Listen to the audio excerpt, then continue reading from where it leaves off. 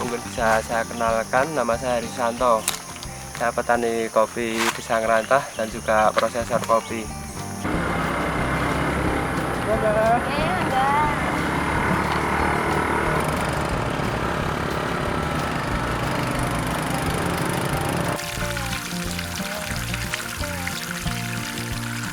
Kalau untuk tanaman kopi di Ngerancah memang sudah dari zaman dulu, sudah turun-temurun dari nenek moyang. Karena di hutan Ngerancah sini dan juga kebun petani Ngerancah itu semua memang dari zaman dulu cocok untuk ditanami tanaman kopi. Selain itu di Ngerancah juga banyak selain kopi, tanaman kopi antara lain juga kayak pohon aren, ada tanaman buah durian, alpokat, dan juga masih tanaman buah yang lainnya.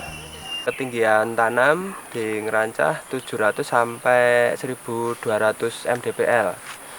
Untuk luasan lahan tanam kopi di Ngerancah ada 72 hektar keseluruhan di Desa Ngerancah. Panen raya tahun ini memang sedikit agak berkurang pengaruh dengan cuaca kemarau yang panjang kemarin, jadi bunga banyak yang gagal. Waktunya kita panen, tapi jangan lupa yang hijau ditinggal. Ini kita panen petik merah, diusahakan semua petik merah, karena apa, proses kopi Ngerancah adalah kopi yang benar-benar kopi merah. Kenapa kita harus dipisahkan terlebih dahulu? Karena biji kopi merah dan hijau itu nanti akan mempengaruhi cita rasa kopi itu sendiri.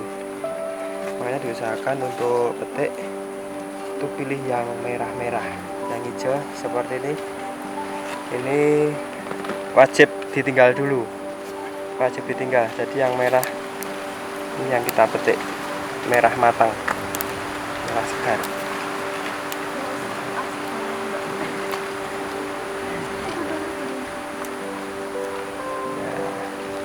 Ini nanti akan menghasilkan biji kopi yang istimewa.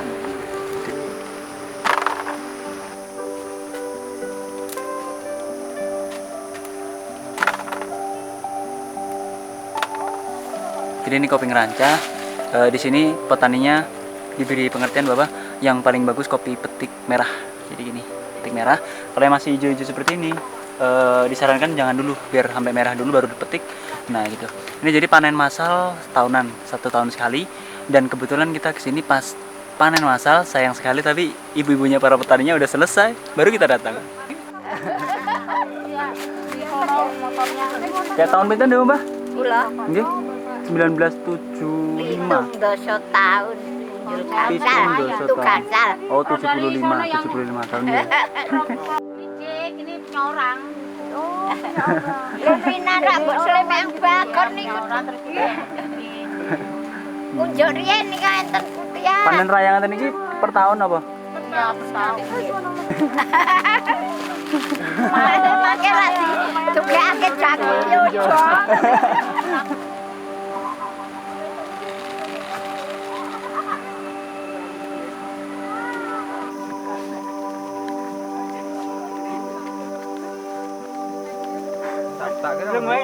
Tak petake mandap. Gitu? Oh, Tak karung pinten kilo niki, Mbah? 55. 55 kilo. Berapa jam tadi manennya, Mbah? woi, Kira-kira 3 jam. jalan-jalan. 3 jam. Mano. 3 jam lah apa mau 2 jam. 3 jam yo. 3 jam. Nggih. Sedun. Nggak ada hijaunya sama sekali. Ya, udah waktunya panen. Dan petani belum panen.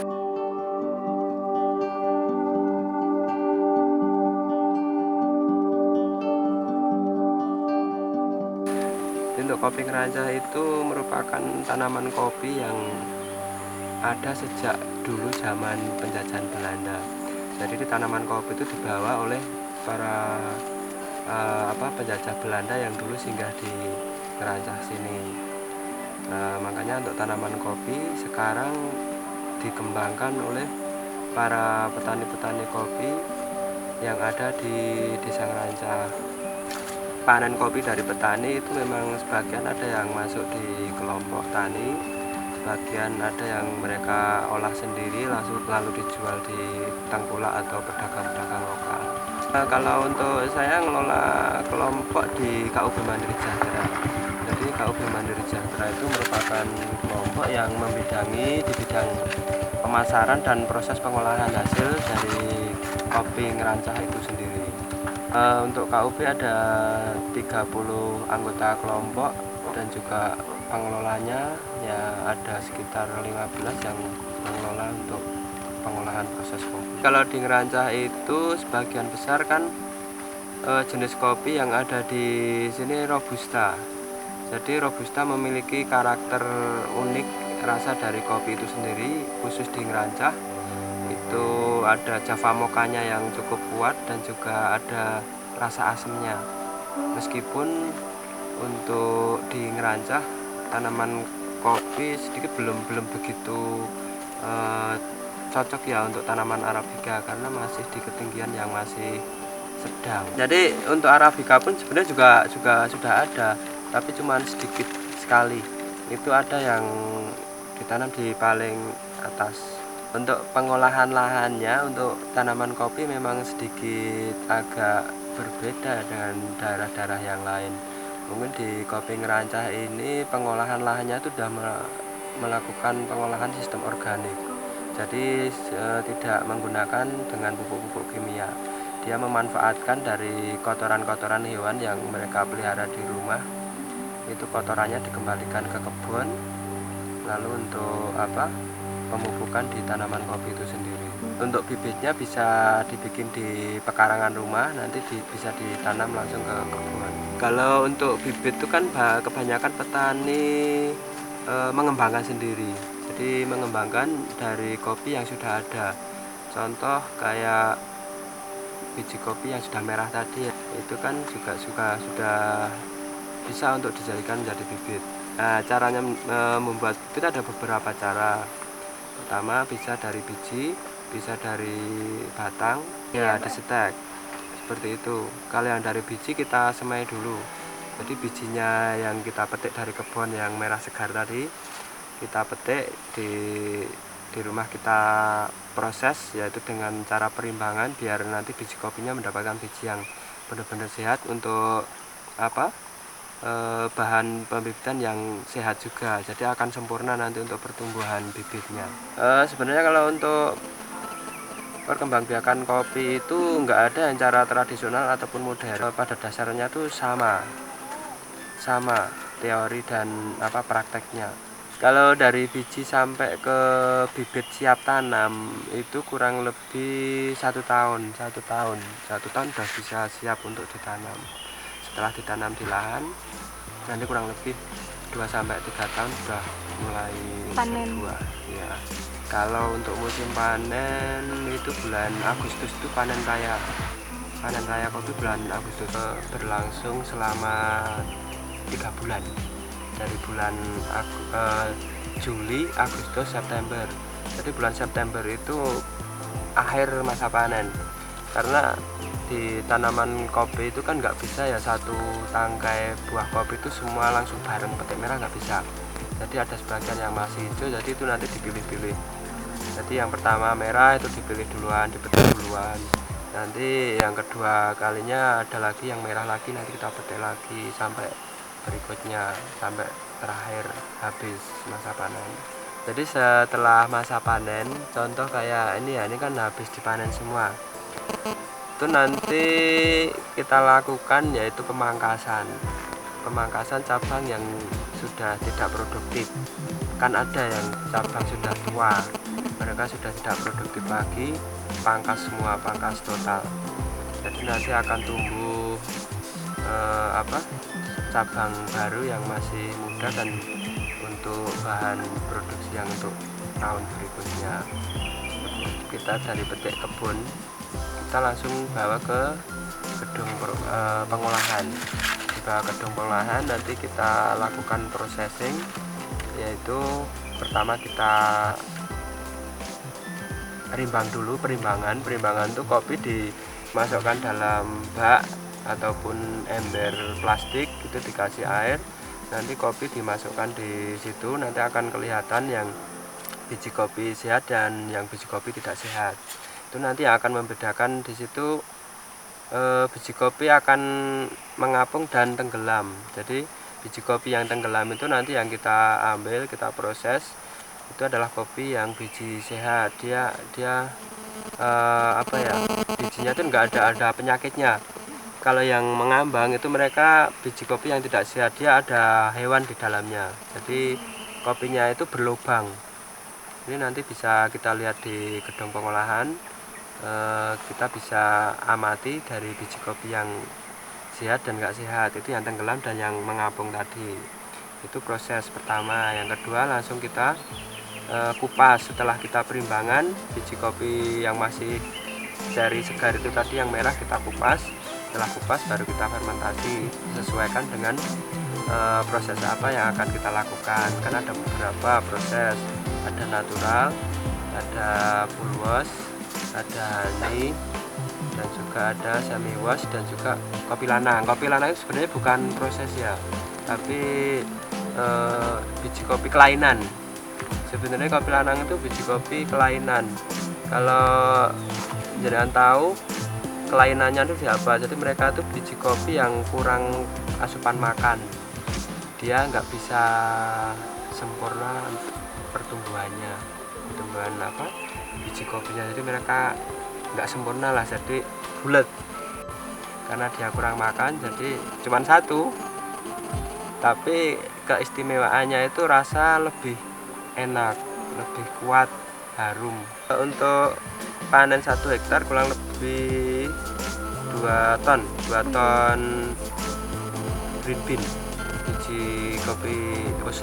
Berarti itu setelah kopi yang kita olah tadi ya, yang kita kupas, itu juga masih kita lakukan proses yang cukup panjang sampai menjadi kopi siap, seduh siap kita pasarkan. Kopi kan tadi kita jemur ya, setelah kita kupas kulit segarnya, kita jemur, setelah kering itu nanti kopi kita kupas dengan mesin alat pengupas, namanya huller. Huller itu pengupas kulit kering. Kalau yang palper itu pengupas kulit segar. Jadi pas kita bawa kopi habis petik dari kebun, kita bawa ke pengolahan tadi, kita kupas kulit segarnya, itu namanya mesin palper yang untuk pengupas. Kalau yang untuk pengupas kulit kering itu namanya haler. Nah, setelah kita haler, nanti biji kopi itu akan memisah antara kulit kopi dan biji kopi. Kulit kopi bukan kulit ya, sebenarnya kalau sudah masuk ke tahapan haler itu bukan kulit, yang terpisah itu cangkang.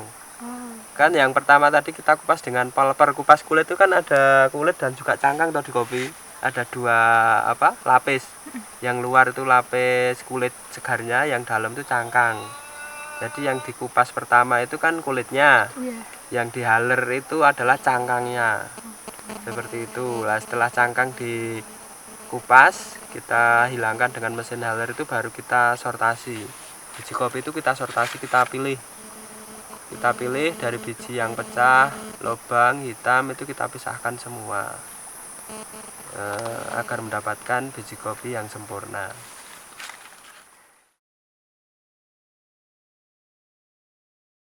Plastik kita ikat kenceng, kita tunggu sampai kurang lebih 30-35 hari. Dia akan melembung, akan keluar gas kopinya. Yaitu gasnya itu nanti kita buang dan kita ikat lagi sampai kurun waktu 30 harian lah, 30-35 hari. Itu yang proses wennya seperti itu. Setiap 5 hari gas itu kita buang, kita keluarkan dari plastik yang sudah melembung tadi, yang sudah keisi gas tadi, kita keluarkan gasnya. 5 hari kita keluarkan, kita tali kembali kayak semula. Nanti mereka akan melembung lagi sampai ke 2 minggu lah. Setelah 2 minggu nanti gasnya baru berkurang, tidak melembung lagi. Kalau untuk uwen itu enggak dikupas ya awalnya. Jadi kopi setelah difermentasi itu langsung kita jemur. langsung kita jemur sampai kering, kurang lebih 5-6 hari penjemuran. Jadi kalau untuk proses sangrai itu memang ada 2 metode. Metode yang pertama itu bisa menggunakan metode yang tradisional. Yang tradisional itu kebanyakan pengolahannya itu masih menggunakan alat-alat yang belum berbau mesin, masih pakai alat tradisional, pakai tanah liat seperti kayak kuali, mungkin tahu kuali ya, kuali sangan itu. Jadi kebanyakan orang-orang desa itu kan ngolah kopi dari zaman dulu, nenek moyang itu udah tahu ya. Kalau ngolah kopi yang tradisional itu kebanyakan udah tahu, mayoritas udah bisa. Itu menggunakan alat yang tradisional, itu yang pakai alat tanah liat. Dan juga ada yang menggunakan mesin modern, itu namanya mesin roasting ya, bukan sangrai. Kan sangrai kan kita menyangrai, nah, roasting itu pembakaran. Jadi kita lakukan pembakaran dengan model tabung yang diputar dengan alat penggerak dan juga dengan api pemanas pakai gas. Itu sudah menggunakan dengan metode digital. Itu bisa kita atur suhunya, bisa kita atur sesuai kematangannya, mau berapa derajat tingkat kematangannya, dipanas dalam tabungnya mau berapa derajat Celcius, tingkat panasnya itu udah bisa semua kalau yang pakai modern. Jadi setelah sangrai itu kan sudah tahap akhir ya, dari tahap awal pemetikan sampai roasting dan juga menjadi kopi siap dipasarkan sebelum dibubuk ya. Jadi kan biji kopi itu sebelum di roasting kan masih mentah. Setelah roasting nanti akan berubah dengan warna hitam yang sudah matang. Nah, itu sudah siap untuk kita pasarkan. Tinggal pasar itu nanti yang akan menyesuaikan permintaan mereka, mau dengan biji yang masih utuh ataupun ataupun yang sudah jadi bubuk. Itu nanti menyesuaikan dari pasarnya saja. Kan kebutuhan pasar itu ada beberapa, contoh kayak kafe itu kebanyakan udah punya alat untuk penggrinder itu mereka udah punya sendiri. Terus kalau kafe itu biasanya mereka menyesuaikan dengan seduhan, teknik seduhan kopi itu kan ada beberapa, contoh kayak seduh pakai V60, pakai Vietnam drip, pakai tubruk. Kalau tubruk itu kan ya manual ya, itu ya manual semua cuman kalau yang kayak V60, Vietnam drip, kayak espresso itu semua menggunakan ada alat tambahan seperti itu yang dibutuhkan oleh kafe-kafe. Tapi kalau dia dibutuhkan oleh konsumen yang biasa minum kopi bubuk, biasanya mereka mintanya bubuk, jadi kita harus menggiling dulu sebelum kita kemas. Itu yang kita pasarkan melalui pasar-pasar tersebut. Kalau pengemasannya kita sudah menggunakan wadah kemas pakai aluminium foil. Jadi aluminium foil yang standar untuk pengemasan produk kopi. Kalau standarnya Ya, standarnya itu kan kalau untuk kopi akan lebih awet dan juga aromanya awet, itu menggunakan kemasan yang berbahan aluminium foil. Mereka akan lebih tahan lama. Kalau untuk marketingnya kita ada beberapa market yang kita sasar. Pertama kita menggunakan marketing model itu ya kayak vendor ya. Vendor itu kita memasarkan produk kita melalui perusahaan ataupun restoran ataupun hotel mereka yang pasarnya itu dapat ya untuk kopi. Pasar untuk kopi itu mereka sebenarnya punya, tapi dengan keterbatasan yang mereka miliki, kayak ilmu tentang kopi, terus bahan baku kopinya juga mereka kebingungan untuk mencari, terus tenaga seduhnya mereka juga tidak ada. Lah kita memberikan peluang untuk masuk ke situ dengan cara vendor. Selain franchise, kalau franchise kita belum, jadi kita mainnya ke vendor dulu. Ya perusahaan yang sudah jalan, tapi dengan menu yang belum ada di kopi. Jadi kita masuk untuk mengisi menu kopinya tersebut. Itu yang pertama. Yang kedua kita pakai media online. KFB, IG, marketplace itu ada. Kalau untuk penyimpanan dari biji yang mentah dengan biji yang matang itu memang sedikit agak berbeda. Jadi kalau yang mentah itu diusahakan biji kopi itu disimpan dengan keadaan tertutup dan rapat. Bisa dengan wadah kemas pakai karung goni ataupun dengan plastik yang nanti bisa diikat dengan kekencangan ikatan, jadi nggak ada udara yang masuk di wadah kemas tersebut. Kalau untuk kopi yang bubuk itu disimpan dengan kondisi suhu udara yang normal lah, nggak di kulkas, nggak dipanaskan, tapi suhunya suhu standar. Ya, untuk kendala itu sebenarnya kalau saya cerita kendala itu memang ya ada sih kendalanya. Kendala di KUB itu menemukan pasar dengan partai yang besar untuk pemasaran kopi mentahnya. Sebenarnya pasar sudah ada sebenarnya, cuman di perusahaan tersebut dengan banyak kendala kita masuk ke perusahaan itu adalah perusahaan selalu memberikan tawaran yang rendah dengan harga yang rendah.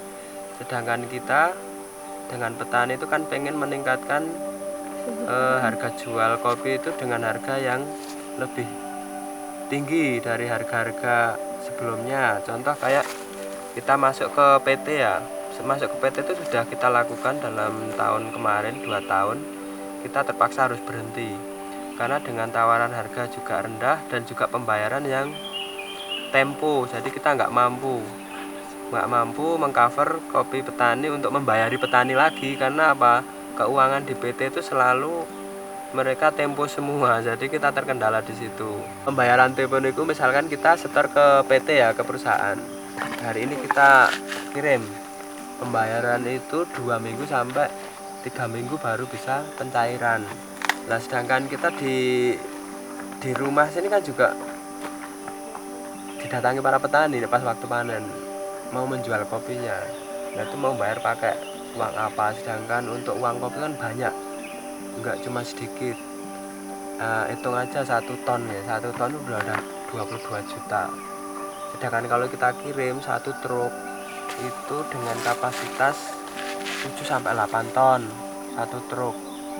Nah, itu udah berapa uang yang tertempo di perusahaan, kan nggak bisa bayar petani lagi, itu kita nggak mampu di situ. Kendalanya cuma di situ saja, untuk yang lainnya enggak. Pemasaran yang kopi yang mateng itu enggak, kita berjalan lah meski pelan. Nah, untuk harapan kopi Ngerancah ini kedepannya kita memang punya harapan yang sangat besar. Semoga kopi Ngerancah itu cepat dikenal di kalangan luas, jadi kopi Ngerancah bisa dikonsumsi dengan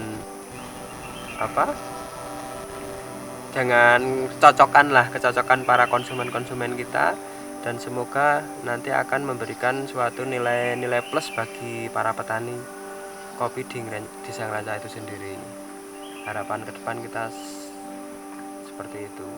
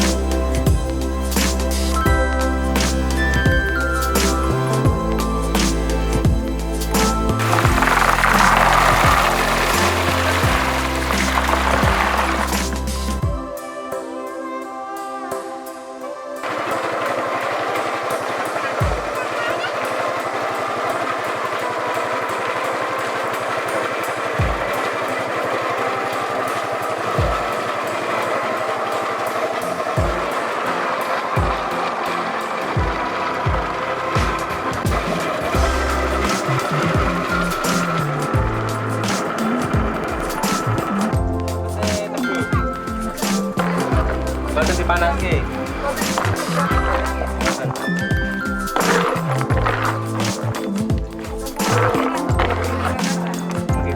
Proses-prosesnya kan ada berapa? Tahap proses pemanasan tabung untuk sangrai kopi. Kurang lebih untuk pemanasan 5-10 menit. Nanti tabung panas, api kecilin, kopi dimasukkan, sudah nanti tunggu sampai matang kurang lebih 1 jam.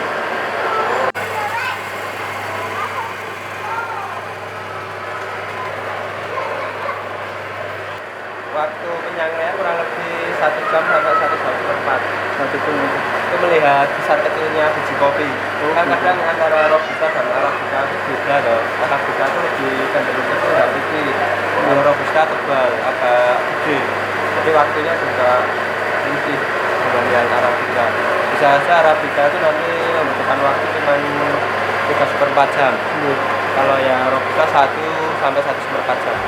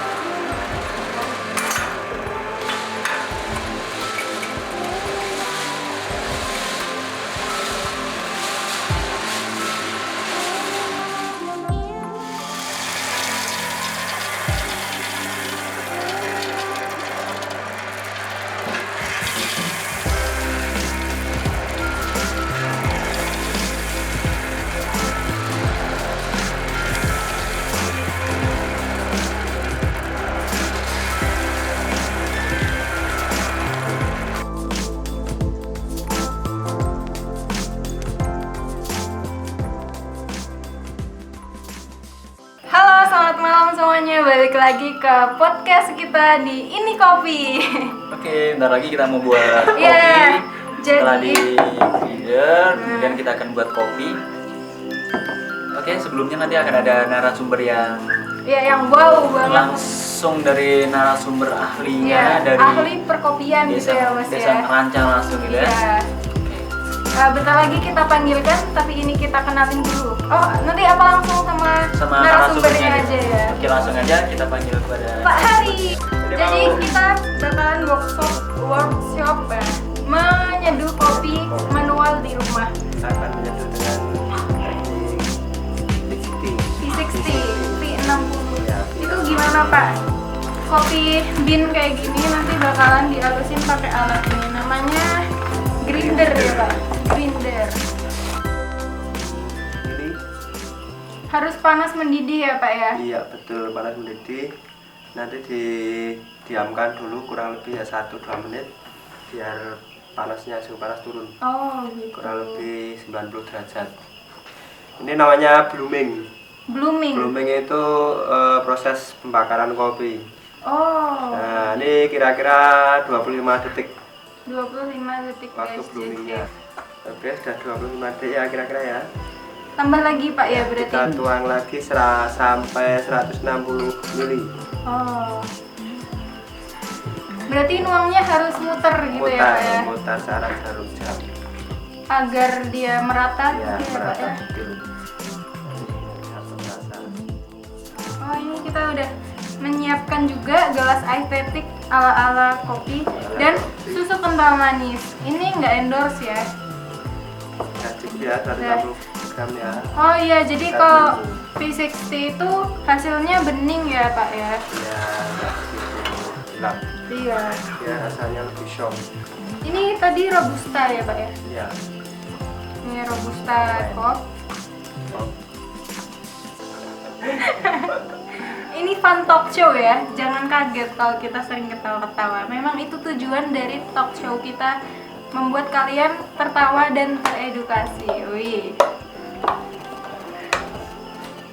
Oh ini berarti campurnya di mana Pak?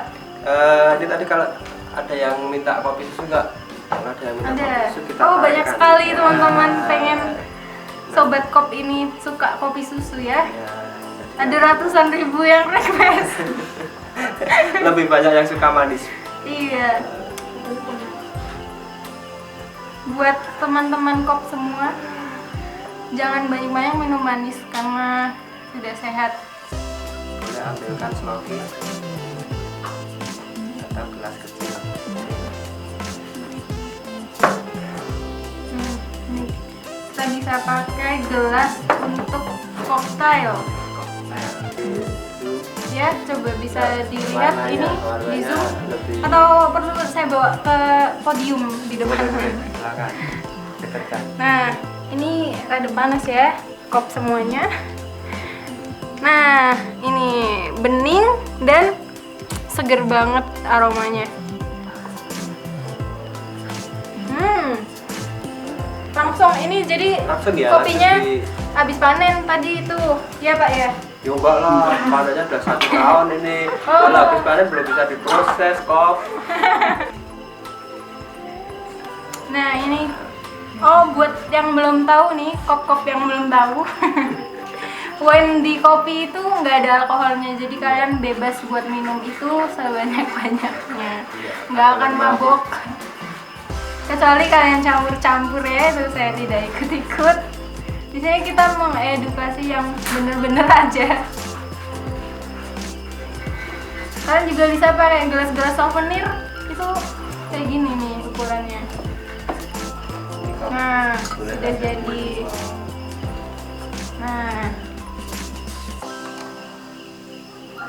jadi dia itu bening dan warnanya itu ya bukan bening ya, jadi warnanya coklat-coklat. iya kayak seger gitu ya Pak ya. Sekarang kita bikin kopi susu ya. Ya sekarang kita Siapa ganti menu tahu lagi. ada yang suka kopi susu. Ini masih pakai ini Pak Enggak, atau ini ganti ya? cukup sekali. Oh berarti saringannya itu sekali pakai Iya. juga ya Pak ya. Jadi ini bikin yang apa Pak? Ini bikin untuk kopi susu Berarti berbahan robusta wine. Oh tetap pakai V60 ya Pak Ya, nanti rasanya lebih unik. Bisa dipakai dengan alat panci rebus. Vietnam drip. Ya, enggak bukan. yang langsung direbus bisa. Oh. Kopi susu ada 2 cara. Karena ini untuk teknik penyaringan kalau napasnya enggak ikut. Oke buat teman-teman ini kertas filternya ini cuma sekali pakai ya. Nah sisa ampasnya bisa kalian pakai buat masker wajah ya. Biar halus. Ya biar cantik.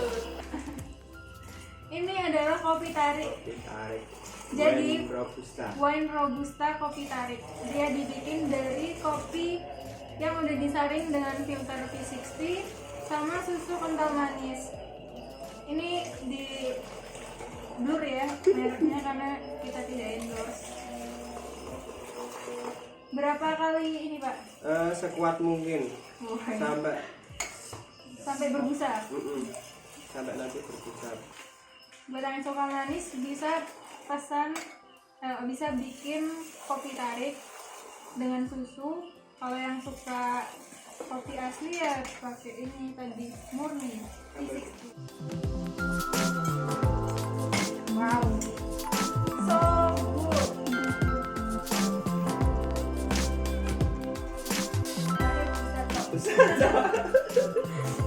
Oke sobat Kop, kita udah ada 2 varian menu. Ini apa Pak, bisa dijelaskan? Kopi susu wine robusta. Ya, Ini teknik tarik. Kopi susu tarik.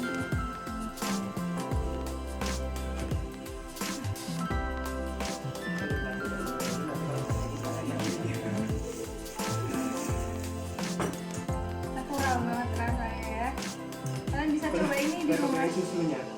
Queen yang susu. Di depan cuma ada Queen 60. Asli dari petani langsung bisa ke Indonesian Japanese Coffee. Itu ada di Instagram, Shopee, dan banyak lagi. Nanti linknya di description ya. Di situ bakalan ada kopi Robusta wine. Terus apa lagi Pak? Arabica. Ada kopi lanang.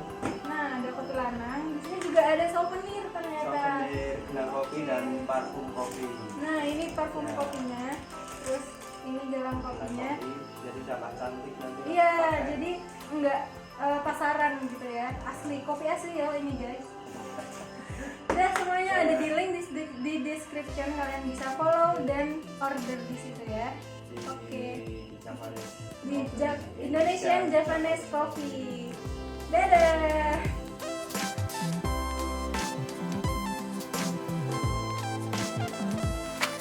Monggo lewat dulu.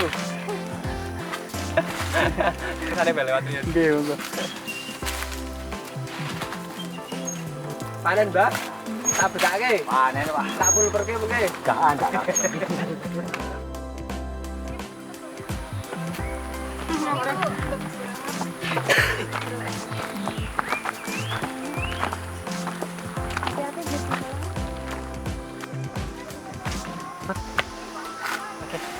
Ayo kita sekarang panen kopi dulu. Lihat. Kamu di mana? Lagi di mana? Sekarang kita lagi di kebun kopi, itu punya milik warga sini, warga asli.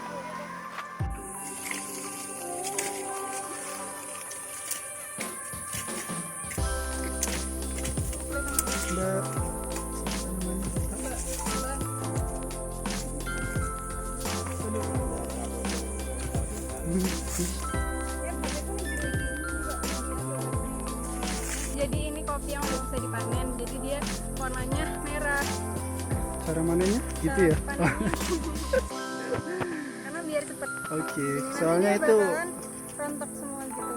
Kalau kita ngambilin satu-satu itu bakalan lama. kecuali dia kalau misalnya ada yang hijau ya Mas Indi ya? Iya. Oke. Kalau ada yang hijau, dia harus dipilihin yang merah aja yang dipetik. Nanti yang hijau biar dia merah dulu. Ini kita aduh lupa bawa wadah ya guys, nggak apa-apa, nanti kita setor di bawah karena kita sebagai petani kopi ya gini. Aduh susah bro. Oke guys, kita setor dulu karena tangan aku nggak cukup.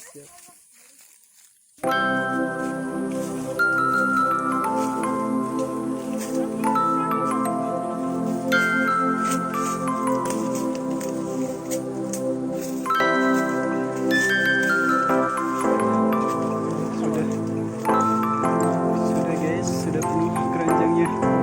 Oke. Gimana rasa kopinya? Enak, pahit. Ini kayak kopi biasa. Bedanya ini biji, biasanya bubuk kan. Kamu udah nyobain belum? Jatuh deh. Pahit, tapi kalau mau manis, lihat nih. Iya.